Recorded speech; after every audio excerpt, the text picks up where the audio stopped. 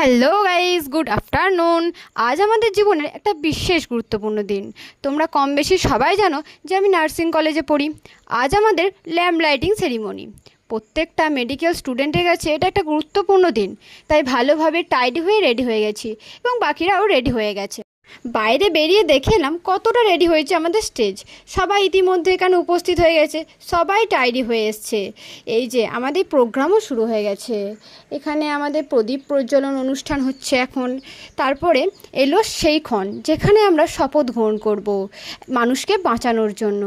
এরপর তোমাদের আমাদের কলেজের ডেকোরেশনটা একটু দেখিয়ে দিলাম। কি সুন্দর সাজিয়েছে, তাই না?